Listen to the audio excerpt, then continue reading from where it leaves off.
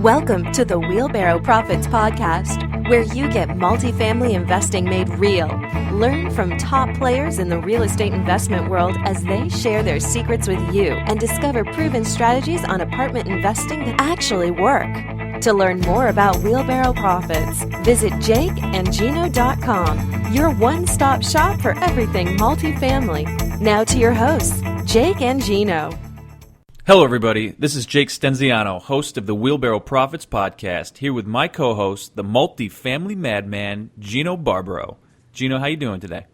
Jakey, I'm doing great. How are you? I'm doing fantastic. Today's guest is Chris Wetherall. This is Chris's final show in this three-part series. The previous two podcasts on cost segregation have been a build-up to this episode, so be sure to check them out in our archives. Today, Chris is going to attempt to put a bow tie on this very broad and important topic of cost segregation. So without further ado, Mr. Chris, welcome back. Yes, thank you so much. Good morning, Jake, and good morning, Gino, and good morning to all the people who are kind enough to listen to this.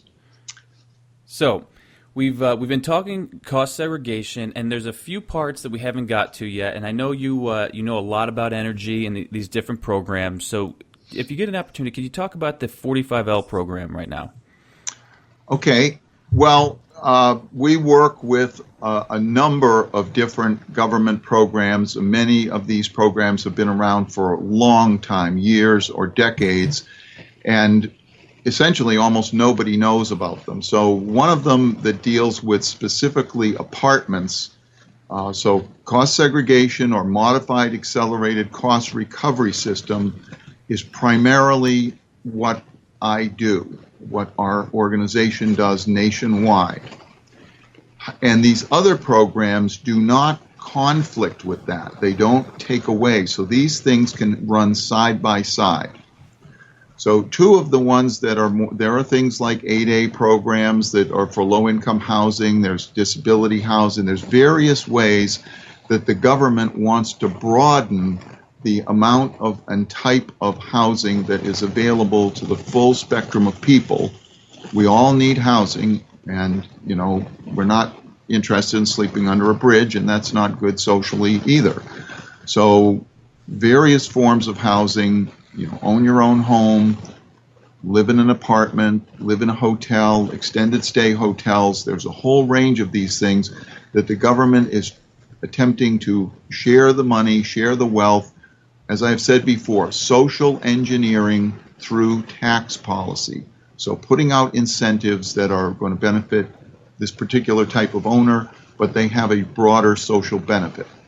So one of the other areas besides just plain directing capital towards real estate, because real estate is one of the best recyclers, if not the best recycler of money in the economy, and the government is the worst recycler of money in the economy, and they know it. So they want to get the money to us on the ground to be applied locally as fast as possible. So aside from the housing, the government also has interest in energy because money's being shipped overseas. This is not good for our trade balance. It's not good for our local economy. So there have been all kinds of energy programs. So one of them is 45L. Now, 45L came into existence in 2005. At that time, maybe 3 to 5% of all the buildings that were built or housing apartments. This could be actually single-family houses, but it's apartments now as primary focus. So would have complied with this energy standard. By about 2010, pretty much anything that was built in the Sun Belt would have a high probability of complying with this standard. So it's worked. Is this incentive for doing more energy efficient construction has directed builders to produce things that were more energy efficient, and there were other reasons as well. So this is a $2,000 per living unit tax credit. A tax credit, as a distinction between a tax deduction, is a dollar for dollar. And the way this program was designed, it was really designed for builders or the first owner. So this is only good for the person that had a basis, had money in the property, building it or owning it for the first time. And literally, you could build the property, own it for a day, and sell it and still get this. Wow. So other things were more designed for ongoing, like cost segregation is deductions over time. You're compressing the time, but it's not like you buy it and flip it. Whereas this is you build it, you are the first owner, you can get this credit if you can comply with the regulations, and we do the study that justifies, certifies that you comply. So you have to get this independent certification. What if you have an existing structure and you want to add units to it? Say you had a walkout basement and you're going to develop that into units. Does that qualify for something like this? Probably not, because this is a very, very complex, nitsy. If you have a stand of trees that's 100 feet away from your building, is it facing north, south, east, or west? The sun rises in the east, sets in the west. How tall are they? What amount of shadow does that create on what side of the building? It's stuff like that. So this is going to be more for the builder than... It's going to be for the original owner or the builder. So I do not believe that you have a lot of your audience are building new, but they should know about this, because a lot of times a person maybe is selling something that they built new and they never collected this. So, I have a customer that has a $22 million apartment complex and he never collected this. This is worth something like $500,000 in cash to him. And so if he can collect it before he sells it, and once he sells it, he's just donated $500,000 to the government forever. The government is giving out this incentive. They're saying, here, take this money. You did a good thing. Here's your reward. And people are saying, oh, never mind. It's okay. You can keep it.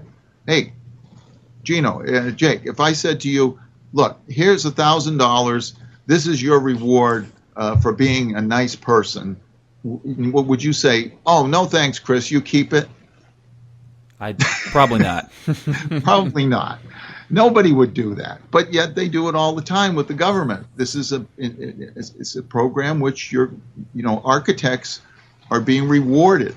179D is another program which, if they're building a school system, the schools can't take taxes.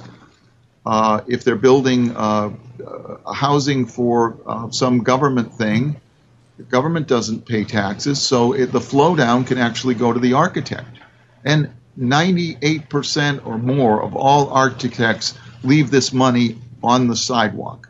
You might as well light it with lighter fluid and burn it. It's unbelievable. It's a reward for the architect doing a good job designing it, and they don't collect their reward. It's an incentive for them. And I have a housing project right down the street here that an architect in town built. It's a public housing thing. It's owned by a nonprofit entity.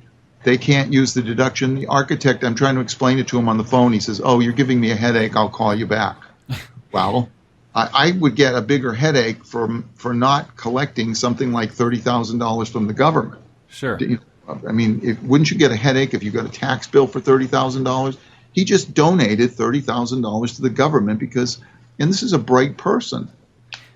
So Chris, it's amazing the disconnect on these things. So I don't want to get off into this too much, but 45L is $2,000 tax credit per living unit.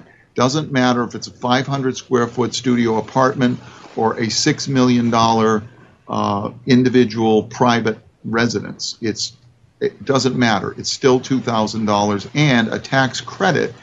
You can take it and forward it and spend it over the next 20 years.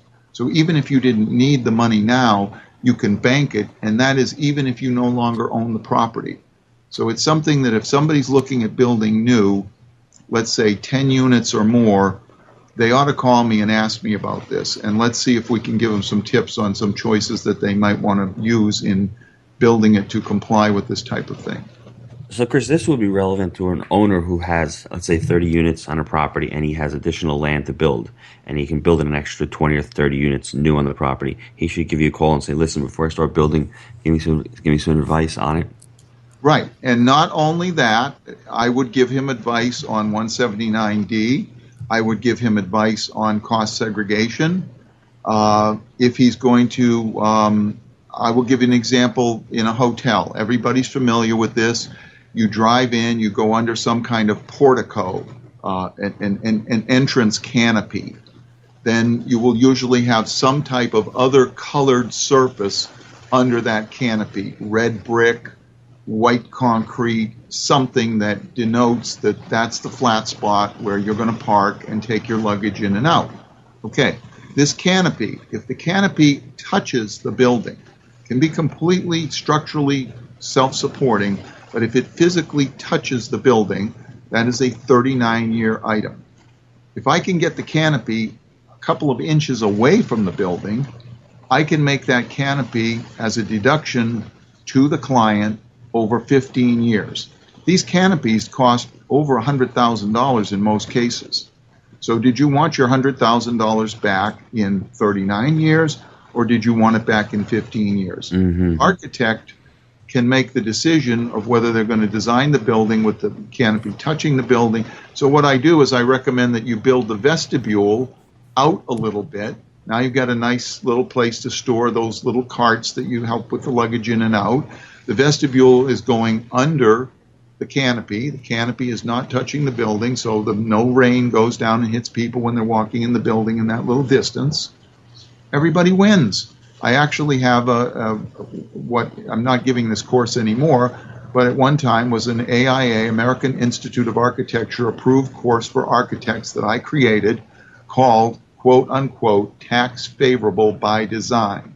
I like and that. I will go through a full set of drawings. I'll give the architect all the drawing reference numbers. Okay, you're going to put ceramic tile here. Well, you could put carpet, you could put engineered flooring. All these different things will have a different tax effect. The architect is not concerned about tax effects, but they want to get the job to do it. So if they're designing a building that has a bigger bang for the buck for the owner, what is about this? It doesn't make sense.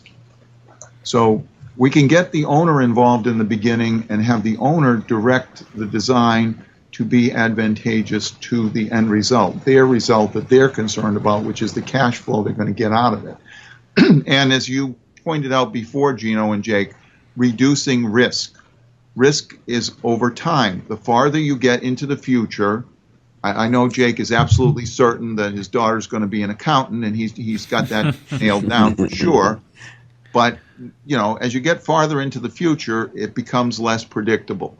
So if we can make things happen faster, nail them down, then they become more certain, reduces risk. Completely so agree with what that. we want to do is reduce risk for the owner.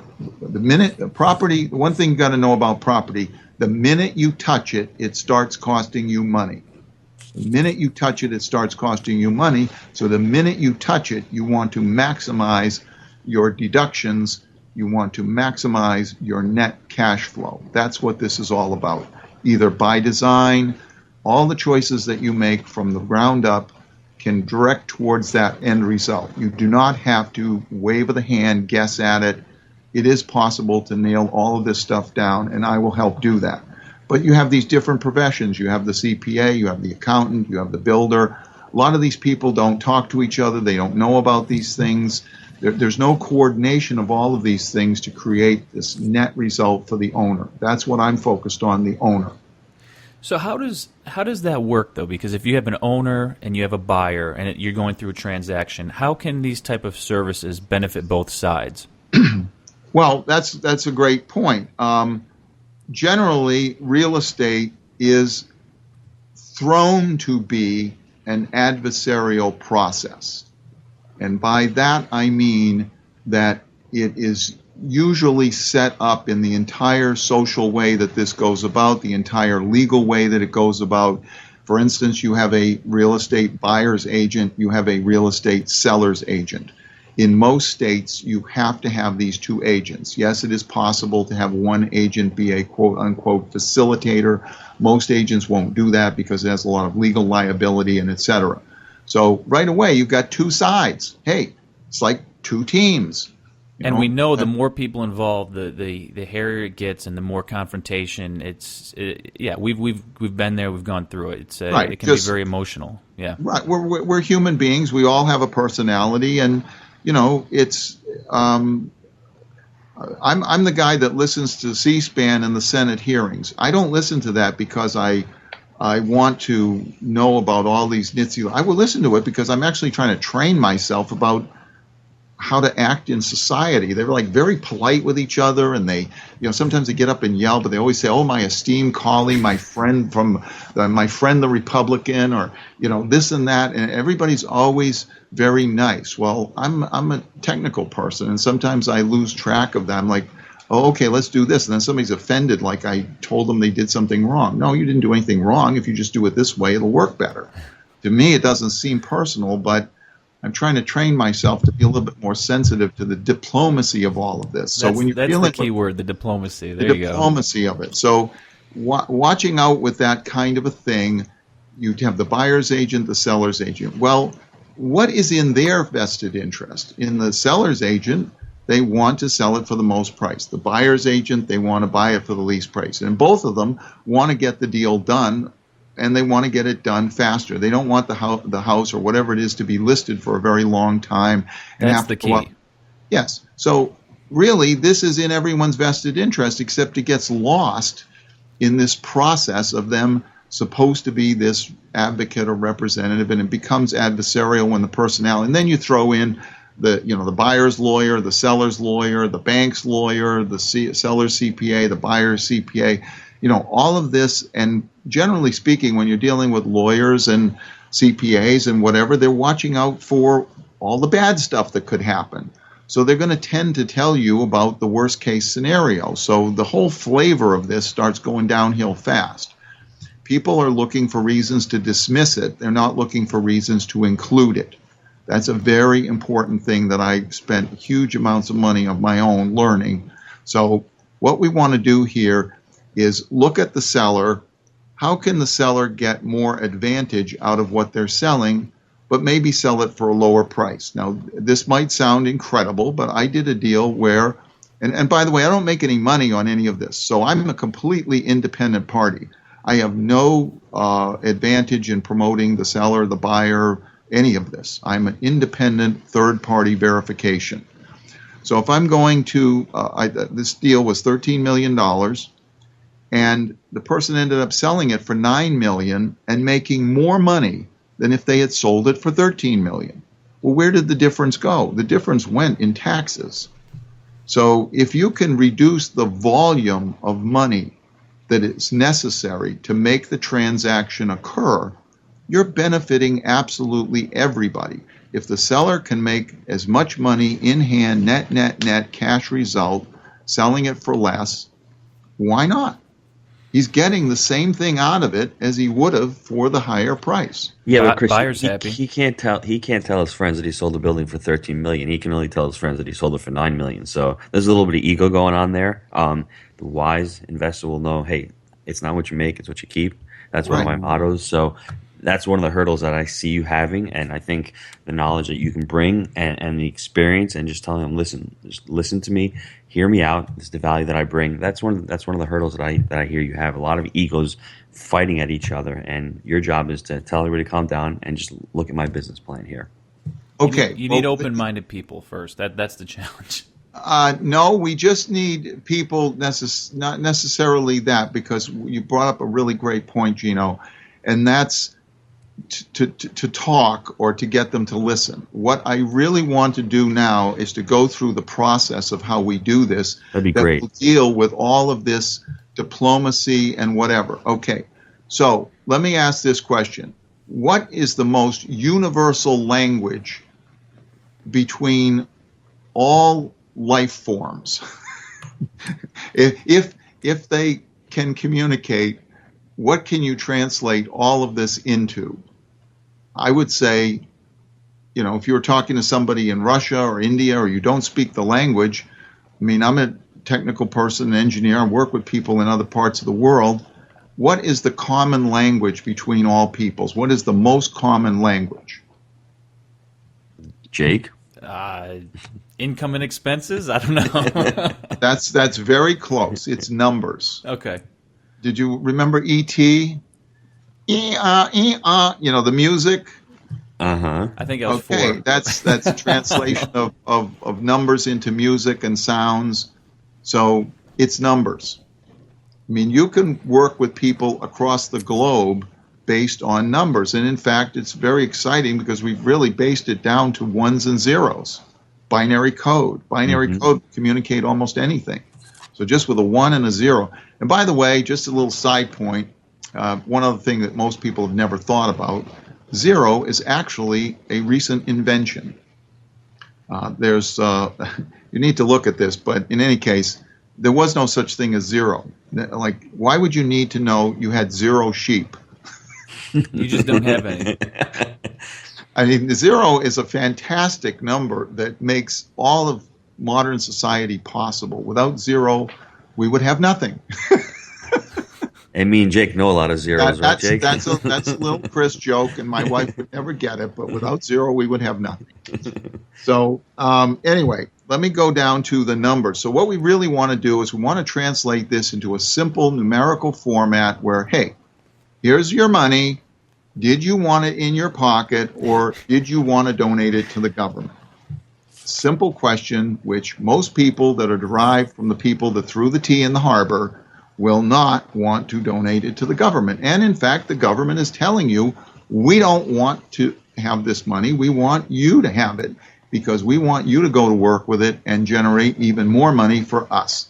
Just like we might send somebody to go to work and fix the apartments because we're going to make more money renting the apartments. Government is telling us, hey, go out, do these apartments because later on we're going to make more money in taxes. So we're giving you the benefit of you stimulating the economy, and then long term we get the benefit and everybody gets the benefit. So this is part of this nice little cycle of life here. Okay, so how do we translate this into numbers? I do this. And what do I need to know to be able to do it? So if somebody calls me, I'll send them a quick little sheet. We're generally talking about taxes here, so we do not want to use the term cheat sheet. It's a bad term to use in the same conversation with taxes, but a reminder sheet. A checklist. Yes, a punch list, something like that. So first of all, what I need to know is what is the exact address of the property that one owns, or one intends to own, or one intends to build. And what type of property is it? Well, in this case, it's an apartment. But it could be a motel, an office building, a dental office, anything. And then how much land is associated with it? Could be 0 footprint. Could be 5 acres. And what's the square footage of the building? Could be 5,000, 250,000, whatever square feet. And how many floors? Is it single floor, two? By the way, 45L is only available up to 3 stories. So that would be another thing. If somebody's looking at building and they were talking about 4-story, well, 3-story might not work economically for the amount of land that they're doing and et cetera, et cetera. So 45L would be off the table because, or maybe the 45L, if it could qualify, might make sense to build 3 stories. So those are the kinds of more technical conversations. You need to just take a deep breath, look at it, look at the detail, and this helps to really start to line things up in a way that you get the result you want. So how many floors? 1 floor, 3 floors, whatever. And then the date that you purchased it, or you didn't purchase it yet, looking at buying it this year, or you're building it, what's the date it's going to go into service, the completion date. And so, all right, I purchased this land for $25,000. I'm going to build this apartment building on it for $1 million. So I've got $1 million basis, $25,000 in the land. That's nice to know. A lot of times it's just land and buildings for one price. That's not a problem. I'll put a percentage in there for land. I can handle that. Now I'm going to do a calculation with these factors, and I'm going to come up with a net benefit. So if your ordinary income rate was 35%, you would get this amount of net dollars. Okay? So in the beginning, now we're grounding this in terms of numbers. So the person selling it will know what they haven't been getting for deductions. They could catch up on those deductions and get more money out of it before they sell it. The person buying it will have a much, much more exact, very secure idea of what is going to be the cash flow if I buy this. So important for investors, so important for borrowing money and what are you going to charge for rents and this and that. Almost nobody knows this as a fact. They know it as a guess. They're like, oh yeah, okay, so you've been rented at 85% and this and this and this and that. But they really don't know exactly what this gives you a much, much more detailed view of what is going to be your cash flow and very specifically all of the components that are in the building. Yeah, sure, you might have a building inspector, a termite inspector, and all of that. But, we're capable of even going in and doing very sophisticated life cycle costs. I mean, you get companies from overseas come in with, $1 billion. They want to buy 6 city blocks in downtown Atlantic City. Yeah, we do that. There's chillers in the building. Oh, what's the life cycle of the chiller? When are we going to have to replace them? Oh, you replace them 7 years from now, and that's when the machinery is designed to reach its life. And, okay, not tax life, but the machinery life. So we look at it from an engineering point of view. And then, okay, 7 years from now, what's it going to cost to replace it? They put factors in like this. This is how the big dogs run. And I would like to see the very small investor being able to get this general idea. When you're buying it, what specifically is there? And you guys do this. When you're looking at a building, you decide, gee, as soon as we buy this, we need to replace the carpets. We need to do the paint. We need to do these things. We're going to replace these AC units. You look at this in much more detail. Well, this is helping with that. By giving this study, you're actually surveying everything in the building. You can decide on electrical upgrades. You can plan on these things and look at it in relation to cash flow. So that's what we need to know. What's the address? What is it? Acreage, square footage, number of buildings. There might be 6 duplexes on one unit, that kind of stuff. And what's your basis? What are you going to pay for it? What is the net cost of building it? Or you're going to buy it for $700,000 and you're going to put $300 into it. Okay, so your basis is 700 plus 3. I will help with all of that, and there's no cost. There's zero cost for doing this. I want to find out what is the economic benefit to you in doing this. And I am working for the person that is going to own the building or does own the building. But inherently, what I'm going to do is going to benefit the other quote-unquote party if it's a sales situation. So anything I do to help the current owner is going to inherently benefit the buyer because more will be known, more can be planned. Anything I'm doing to help a buyer is going to tend to help the current owner because if there are benefits there, maybe we wouldn't even, maybe it's an adversarial situation or the person's far away. But after the deal is done, I can go back and talk to them and say, hey, you just sold this, you left all this money on the table, do you want to go collect it? It's not going to affect the buyer. Either one of these things are not beating up the seller so that you can buy it cheaper. Not jacking up, inflating things to make the buyer pay more money. Everything I'm doing is creating more predictable, real numbers that everybody can depend upon happening. So in return, after you go through this and you get the information from the potential buyer, or if the person already owns the property, what do you give them in return after you've got this information? Well, I give them a firm fixed fee cost for doing the study with a deliverable result. Right. I would not quote somebody a price as an idea. I just don't do that. And I personally want to be sure about what I'm doing, and I do not like, none of us like, unfulfilled expectations. So I spend a lot of time and effort in the beginning making sure of what we can expect to get for results. I want to know this. I want to know what I'm going to get for a result. The buyer, the seller, the owner, the builder, everybody wants to know, the banker, the CPA, hey, why would they not want to know more about what the result is? I find it amazing that some people like to wave their hand and say, oh, no, we shouldn't do that. Well, where are the numbers that say you shouldn't do that? That's what I want to see. I want to see the numbers, and the numbers, as I said, are the most universal communication between all types of human beings in all languages. And so this is a way to bring the parties together on a common basis that's not emotional. These are the numbers. Numbers give you the facts. Let's work based on those facts. And that, by the way, cost is based on the difficulty of doing the job. So if you're dealing with Jake and Gino, it's going to be more because we're paying the ass. Yeah, well, that's right. We get a premium price for it. What was the guy had to sign in the shoe store or something? It was like listening to advice $10 an hour, taking advice $25 an hour, listening to complaints $50 an hour, something like that. Yeah. But anyway, this the cost is based on. Let me just dwell on this for a moment. The cost is based on the difficulty of doing the work. So if you have a full set of drawings, you have lots of detail, all kinds of information is available, it costs less because I don't have to forensically recreate things. I don't have to do this. I don't have to go digging and hunting and calling. And that's a lot of work. And I don't have to, I just did a hotel where the drawings were distorted. I don't know why they were distorted, but the drawings were distorted. And so instead of being able to do a lot of takeoffs from the drawings, I had to literally physically remeasure the entire hotel. I lost money big time on that because I was expecting that the drawings would be good and they weren't.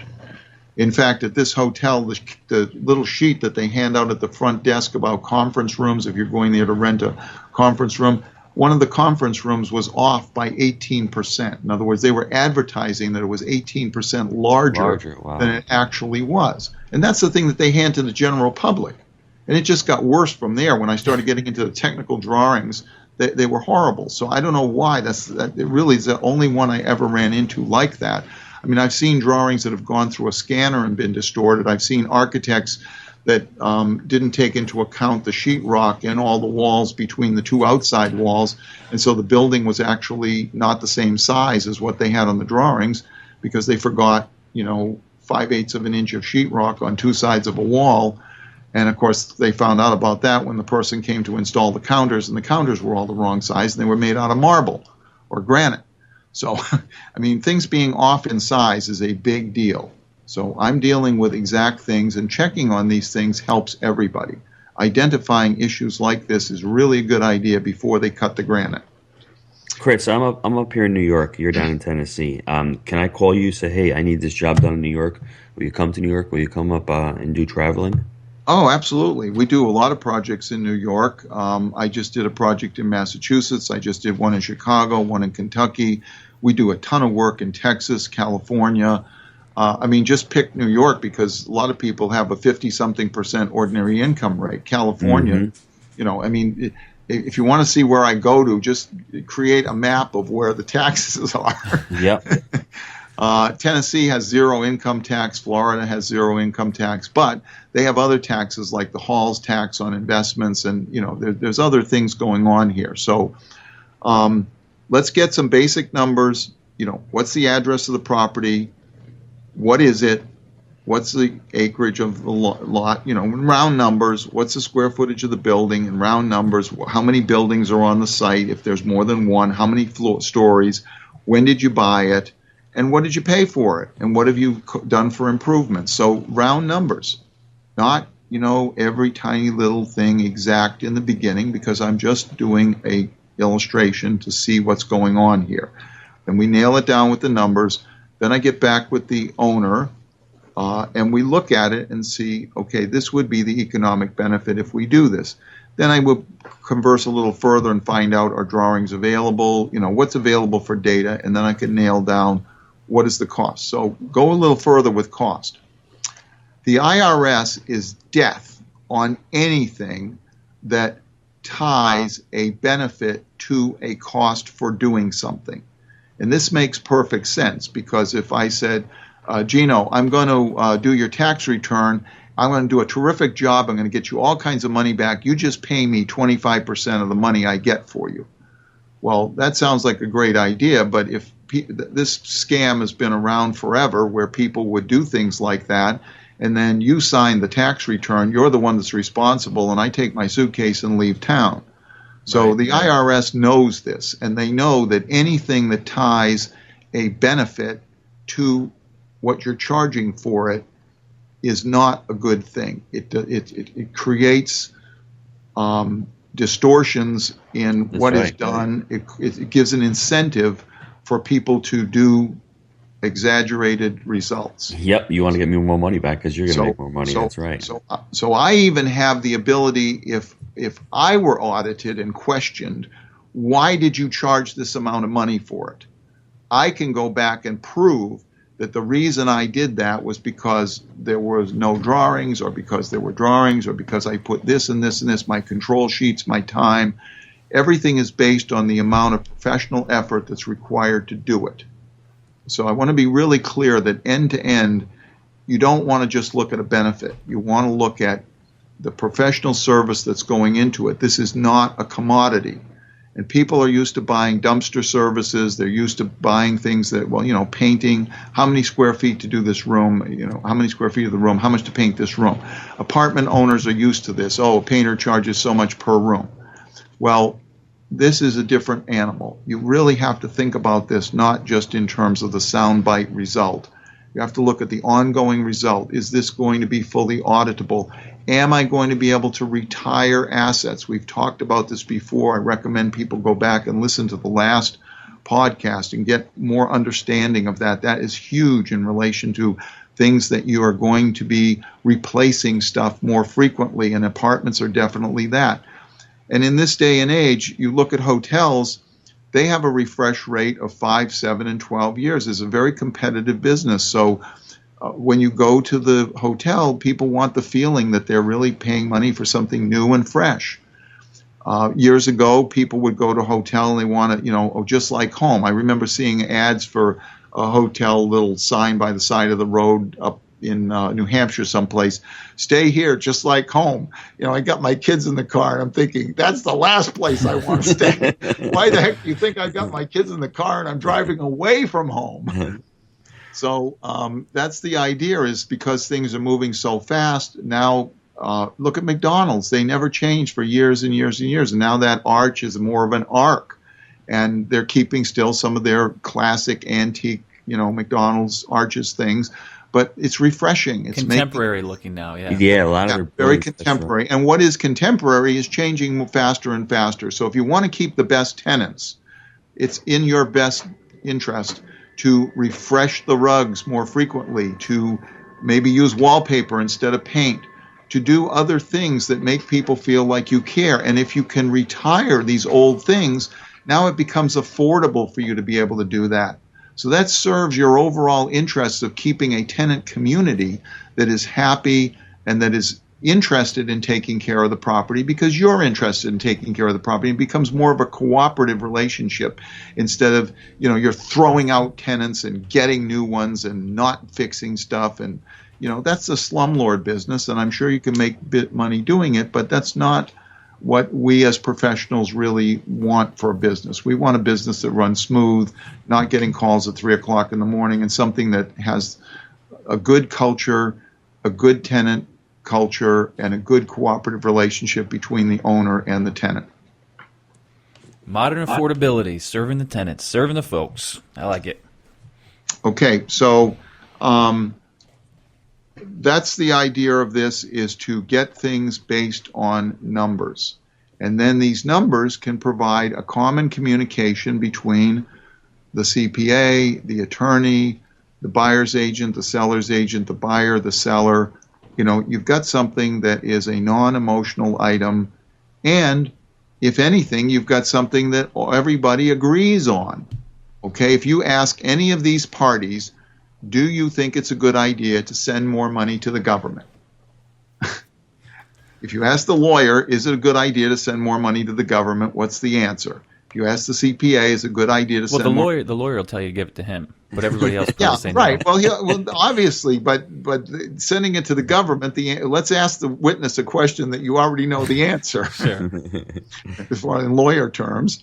So the CPA, No, they're not going to generally think that that's a good idea. The real estate agents, no normal American red-blooded person is going to think that sending more money to the government's a good idea. And the government, in this case, is telling you, hey, sending us this money is a better idea if you take this money and put it into property.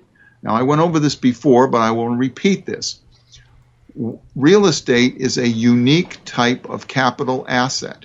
It is completely different than all other types of capital assets in this one respect.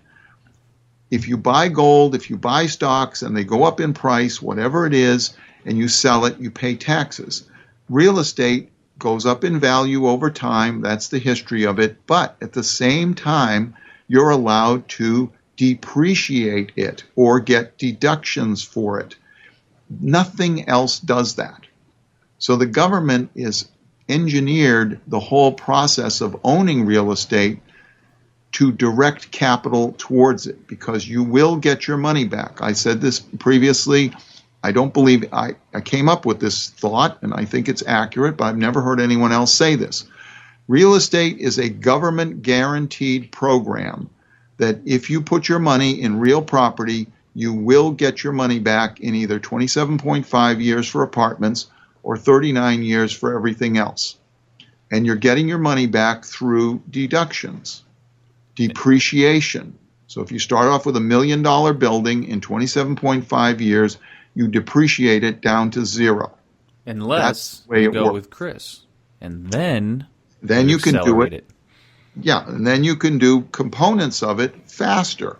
So now you're reducing your risk. And the government knows this too. So they're saying, okay, here's an additional incentive if you do this third-party verification, because we don't want just people guessing at this stuff. Now you're starting to get into how many linear feet of wire, how many square feet of this, when was this installed, when was this removed. All of that detail has to be verified on site. CPAs don't generally go out and inspect buildings. Building inspectors aren't generally knowledgeable about this. Lawyers don't generally go out and inspect buildings, so you have to have somebody that has this area of expertise, and the government knows it. And so it's okay. Hey, if you have this guy check it, we're good. You have a licensed plumber doing the plumbing. Hey, we can pretty much assume that he's got his license at risk. He's going to do it right. He has years of training and taking tests. And so, we can expect, master electrician. Yeah, okay.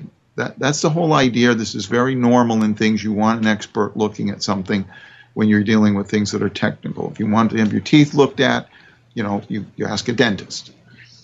So in any case, that's what I've got to say, is that this is designed to be beneficial, designed to direct capital towards real estate. And the advantage, the reason you have a 27.5 year as opposed to a 39 year for a shopping mall, for a dental office, for a hotel, is because in general the government wants to give you even more advantage for putting your money into housing. That's why when we have individual homes, we get to deduct the interest on the mortgage. That's an advantage for you buying a home. For people that aren't going to buy a home, they have an apartment. The apartment owners get this advantage, get your money back faster if you put your money into this type of housing. And then there are other incentives. Okay, if you build it energy efficient, but this has nothing to do with energy. Energy is frosting on the cake on top of that. So all of these things can be combined together, and they don't conflict with each other. And that's the message. Chris, we touched on this in a previous podcast. The reason why the government does this is because they're such an inefficient body of actually bringing housing to the market. They're so bad at it that they're telling you guys got this huge incentive. Go ahead, go for it. Yes, and the government does that with a lot of other things. But, and for instance, the government, I'm sure all of you have heard the thing about, there's been public television program on producing coins. Well, they want to get rid of the penny. I forget what the number is, but it's a ridiculous cost to produce a penny. It's exponential to the actual value of the penny. But hey, the government has to do it. It's money. It's got to be standardized. Pennies are embedded in what we do, the little coins. And so people want to know money down to the level of pennies. you got to have a penny to be able to do that. So the government's kind of forced to produce pennies. That's their business. They have to do it. But they lose money doing it. It's not profitable for the government to produce pennies. Mm-hmm. So that's just an example of something that the government should do. Keep a level playing field, keep the currency accurate, prevent fraud, have currency that you can depend upon, you can rely on. Why do coins have that little knurled edge, that little rough edge? Well, that's an anti-counterfeiting thing, because years ago in gold coin, people would shave, or silver, they'd shave a little bit off the circle, and they get to keep those shavings, and the merchant at the end of the day would have a little pile of gold or a little pile of silver. Well, by putting that knurling on the edge of the coin, you can see if it's been shaved. So the government's been doing this for a long time. It's part of creating the economic system where people will use money, trade money, exchange money, and therefore there are taxes involved, like sales tax. The local government's making money off of that. And so the government, if they have reliable money out there, people will use it. So if they have incentives for money to be spent on housing, people will generally direct their capital towards that. That's very, very simple. It's just the mechanics of how it works. Well, alrighty then. I think that was a good wrap up there towards the end. We got a little off course with the pennies, but that's cool. So, Chris, you want to give everybody your contact info one more time? Yes. I'm at Chris Wetherall. It's Wetherall, and I'm at 865-220-9002. And I can be emailed at chrisw5x5@gmail.com. So that's CHRISW, the number 5, the letter X, the number 5 @gmail.com. So I welcome people to ask about this. Let me take a look at it. There's zero cost for looking at it. Let's see where the economic benefit is. Let's see where the incentives are for them to do this or that. And let's look at making the right transaction happen, which has the most economic benefit. Sounds great. Well, all right, guys. Thanks for everything, and we'll talk to you soon. Thanks, Chris. All right, Jake, Gino, appreciate you so much. Thank you, Chris. Take care. Bye-bye. We trust that you enjoy the Wheelbarrow Profits podcast. Visit jakeandgino.com, your one-stop shop for everything multifamily. See you next time when Jake and Gino share more of their investing secrets with you.